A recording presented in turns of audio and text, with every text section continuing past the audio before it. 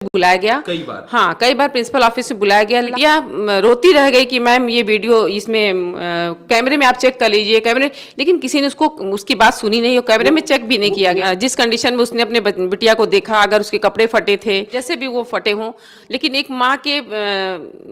दिल से पूछिए कि वो क्या क्या सोच डाली होगी उतनी देर में अपनी बच्ची को इस कंडीशन में देख करके। शिक्षा के मंदिर में एक बिटिया को इस कदर प्रताड़ित किया जाता है, इस कदर उसका टॉर्चर किया जाता है कि वो छत से कूदकर तीसरे मंजिल से अपनी जीवन लीला समाप्त कर लेती है। यह पूरा मामला उत्तर प्रदेश के आजमगढ़ का है, जहां श्रेया तिवारी नाम की एक छात्रा जो 11वीं में पढ़ती थी, उसके बैग से एक मोबाइल और कुछ आपत्तिजनक सामान स्कूल में मिलता है, जिसके बाद से स्कूल के टीचर और प्रिंसिपल इस कदर उसको प्रताड़ित करते हैं, इस कदर उसकी प्रताड़ना करते हैं कि उसके पास सिर्फ जीवन लीला समाप्त करने के अलावा कोई दूसरा विकल्प नहीं बचता है। घर वाले ये सोचे थे कि हमारी बिटिया पढ़ने गई है, मां ये आस लगा के बैठी थी कि हमारी बिटिया पढ़ने गई है, लेकिन दुर्भाग्य है जब ये सूचना स्कूल विद्यालय से मिलती है तो कहीं ना कहीं मां बाप रोने लगते हैं। और इस पूरे मामले पर लगातार नारी शक्ति संस्थान आवाज उठा रही है। इस पूरे मामले पर बातचीत करने के लिए अभी हमारे साथ पूनम तिवारी जी हैं, जो राष्ट्रीय सचिव हैं नारी शक्ति संस्थान की। मैम, सबसे पहला सवाल ये, जब ये आश्चर्यचकित कर देने वाली घटना, शर्मसार कर देने वाली घटना हम लोगों के पास आती है, कहीं ना कहीं मतलब आंखों से आंसू निकलता है। इस पूरे घटना को आप कैसे देखती हैं, चूंकि क्या कारण मानती हैं, चूंकि आप ग्राउंड पे गई हैं और लगातार न्याय की मांग कर रही हैं, इस पूरे घटना का क्या कारण मानती हैं? कारण यही है कि विद्यालय में बच्ची को मानसिक रूप से बहुत प्रताड़ित किया जाता है, क्योंकि अगर कोई भी घटना इतनी, ये तो घटना बहुत बड़ी है, कोई भी घटना चाहे छोटी घटना हो या बड़ी घटना, उसका कोई न कोई रीज़न होता है। तो उस बच्ची के लिए भी एक उनके स्कूल की अनुशासनहीनता में एक बिटिया को चेकिंग में उसके बैग में जो है मोबाइल पाया जाता है और एक कोई भी आपत्तिजनक चीज़ पाई जाती है, और उस चीज़ को लेकर के काफ़ी 2-3 बार टीचर्स ने उसको क्लास से में बुलाया, कोई फर्स्ट सेकंड पीरियड में, थर्ड में, मतलब ये पता चला है कि कई बार उसको प्रिंसिपल ऑफिस में बुलाया गया। कई बार? हाँ, कई बार प्रिंसिपल ऑफिस में बुलाया गया। लास्ट ऑप्शन जब वो प्रिंसिपल ये बोलती हैं कि अपने इनके पेरेंट्स को बुलाया जाएगा, मदर फादर को, तो कहीं ना कहीं वो बिटिया को कुछ लगा होगा कि भाई एक लिमिट होती है ना, किसी चीज़ की बर्दाश्त करने की क्षमता होती है। तो उस बिटिया ने अपने आप को यही एक ऑप्शन समझा होगा कि मैं अपने आप को ख़त्म कर लूँ, तो वो तीसरी मंजिल से जाके वो बिटिया छलांग लगा देती है। कहीं ना कहीं ये विद्यालय प्रशासन और प्रिंसिपल और ये क्लास टीचर की लापरवाही है कि बच्ची को, अगर आपको कुछ कहना ही था तो उसके गार्जियन से, अगर उसके बैग में कुछ सामान मिला भी तो उनको उनके पेरेंट्स को बुला करके ये चीज़ दिखाते कि, या स्कूल से निकाल देते कि हम आपकी बिटिया ये गलत है, ये हमारे अनुशासनहीनता के खिलाफ ये कार्य कर रही है, हम स्कूल से निकाल रहे हैं। लेकिन उन्होंने बिटिया को पहले जितना हो सके, क्योंकि जो स्कूल के स्टूडेंट्स हैं वो बता रहे हैं कि बिटिया को जो उसके क्लासेस के जो देखी हुई आंखों देखी, जो इन लोगों ने देखा है, उन लोगों ने बोला कि कई बार उसे बुलाया गया, स्कूल क्लासेज में वो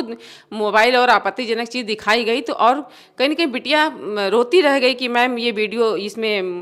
कैमरे में आप चेक कर लीजिए कैमरे, लेकिन किसी ने उसको उसकी बात सुनी नहीं और कैमरे में चेक भी नहीं किया गया। बच्ची कह रही थी कि ये सामग्री हमारा नहीं है, ये मोबाइल हमारा नहीं, कोई हमारे बस्ते में डाल दिया। अब जरा आप समझने का प्रयास कीजिए कि क्या वो स्थिति है। बिटिया लगातार ये गुहार लगा रही थी, बिटिया लगातार ये प्रिंसिपल से कह रही थी, अपने टीचर से कह रही थी, चूंकि टीचर बच्चों के भविष्य का निर्माता होता है, उन्हें ज्ञान देता है, गुरु होता है, तो कहीं ना कहीं उनको डांटने का अधिकार है, बच्चों को समझाने का अधिकार है। जो टीचर को बच्चों को समझाना चाहिए, एक सही रास्ता दिखाना चाहिए, वो टीचर बच्चों को इस प्रकार टॉर्चर करता है, इस प्रकार उसकी मानसिक प्रताड़ना करता है कि वो बच्ची अपना जीवन लीला समाप्त कर लेती है। उसके घर में भी तमाम तरीके से फोन करके उसको बोला गया कि हम तुम्हारे पापा को फोन कर देंगे। जब ये पूरी घटना हुई, बच्ची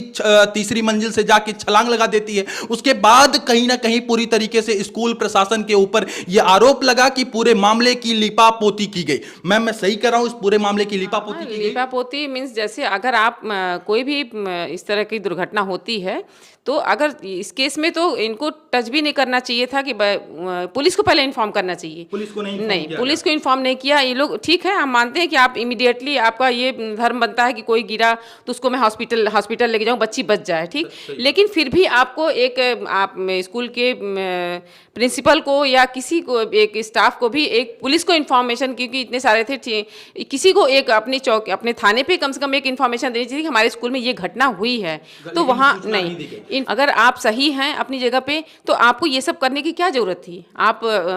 पुलिस आई लेकिन देर में आई, तब तक जो है बिटिया को हॉस्पिटल लोग लेके गए और इस हॉस्पिटल से उस पर, यहाँ पे रमा हॉस्पिटल है, फिर लाइफ लाइन है, तो ये सब चीज़ें होती रहीं। और पेरेंट्स आए तो पेरेंट्स को भी प्रिंसिपल ऑफिस में खुल के बताया नहीं जा रहा है, तो नहीं कि आपकी बिटिया के साथ ऐसा होगा। अब गार्ड ने भी बोला कि आप अंदर जाइए, तो बिटिया की माँ गई अंदर, लेकिन फिर भी वो उसको नहीं बताया जा रहा। बहुत देर बाद उसको पता चलता है कि हमारे बिटिया के साथ ऐसी घटना। आप उनकी माँ से भी मिली, माँ की क्या मनोदशा है, माँ की क्या स्थिति है, क्योंकि एक ही बिटिया थी शायद उनकी, एक बिटिया और एक बेटा, एक बिटिया और एक बेटा। आज बिटिया नहीं रही, आज बिटिया हम लोगों के बीच में नहीं है, ये एक दुर्भाग्यपूर्ण बात है। और एक कहीं ना कहीं जो ये घटना हुई है वो मानवता को शर्मसार कर देती है। लोग गए थे, बिटिया के माता पिता दोनों से मिले, उनके परिवार गए थे, और काफ़ी वो एक माँ होती है ना, जैसे जिस कंडीशन में उसने अपने बिटिया को देखा, अगर उसके कपड़े फटे थे तो वो कपड़े तो मान लीजिए उठाने में, बच्ची हेल्दी थी, उसको उठाने में या फिर स्ट्रेचर पे ले जाने में, जैसे भी वो फटे हों, लेकिन एक माँ के दिल से पूछिए कि वो क्या क्या सोच डाली होगी उतनी देर में अपनी बच्ची को इस कंडीशन में देख करके।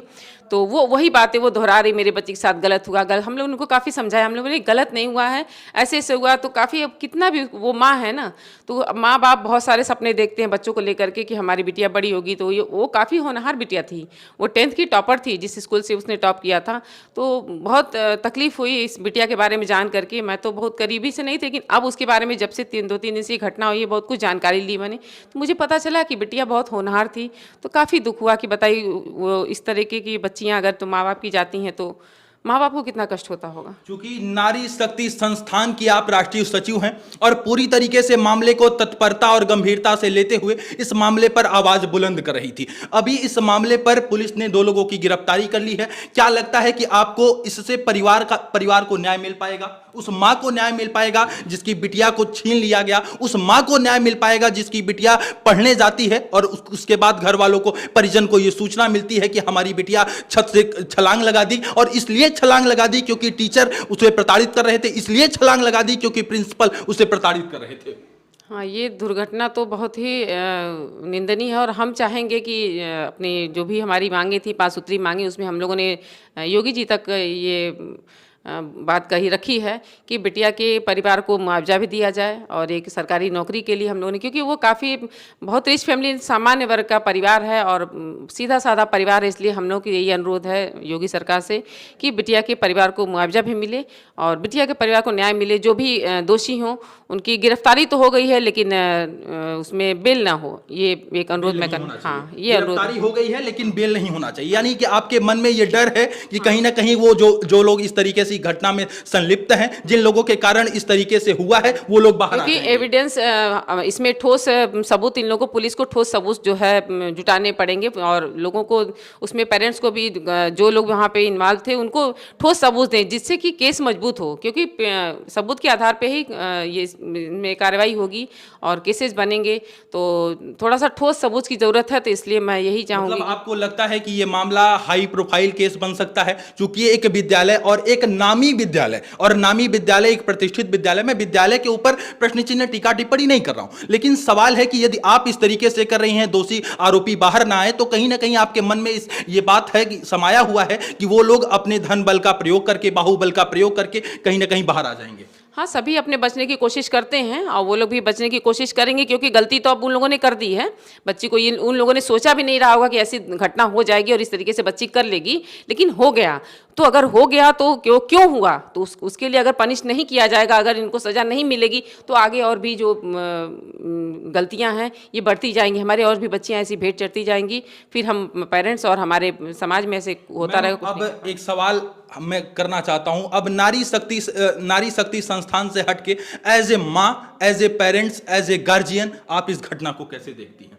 बस इस घटना से ये हम सभी अभिभावकों को सीख लेना चाहिए कि जो भी बातें हों, जो भी मतलब अभिभावक के रूप में मैं ये बोलना चाहूँगी कि टीचर्स को भी, स्कूल में भी, विद्यालय प्रबंधक को भी, मैं विद्यालय प्रशासन को भी बोलना चाहूँगी कि जो भी बातें वो पेरेंट्स को बुला के आप कहिए। पेरेंट्स से हर बात कहेंगे, बच्चे वहाँ रहेंगे तो उसका इस तरीके की जो घटनाएं हुई, ये घटना इस घटना से यही सीख मिली कि इस तरह की घटनाएं नहीं होंगी, क्योंकि आजकल के बच्चे अपना तुरंत डिसीजन ले रहे हैं। पहले हम लोग के ज़माने में दूसरी बात है, हम लोग बहुत बर्दाश्त किए हैं, लेकिन आजकल के बच्चे तुरंत अपना डिसीजन ले रहे हैं। तो कहीं ना कहीं इसमें पेरेंट्स को भी अपने बच्चों को खुल के, उनके फ्रेंडली उनके साथ व्यवहार करें, उनसे कोई बात छुपाने के लिए कि आप कोई बात बच्चे अपने पेरेंट्स से छुपाएं ना, हर बात को शेयर करें, जिससे कि बच्चे डर, जैसे वहाँ पे क्या बिटिया के सामने अगर वो चीज़ मिलती भी है, वो जो भी चीज़ उनके मिलती है तो बच्चों के पर्स बैग में आपत्तिजनक, तो बिटिया कहीं ना कहीं उस चीज़ से डर गई कि ये चीज़ इतनी गलत चीज़ है, मेरे पर्स में मिलेगी। तो कहीं कि अपने बच्चों को भरोसा दीजिए कि किसी भी लेवल पे बेटा तुम्हारे साथ कुछ होता है, हम तुम्हारे साथ हैं, ये बच्चों को अपने भरोसा दीजिए। तब जा कर के पेरेंट्स और ये बच्चों में कहीं ना कहीं इस तरह की भावनाएं जो आ रही हैं, बच्चे तुरंत गलत डिसीजन ले रहे हैं। तो हम एज ए पेरेंट्स और स्कूल प्रबंधक को भी कहना चाहेंगे कि एक अपने विद्यालय में सभी जो है जितने भी विद्यालय प्रबंधक हैं और विद्यालय प्रशासन, कि अपने एक स्कूल में एक काउंसलर भी मनोनीत करें, काउंसलर रखें, सभी विद्यालय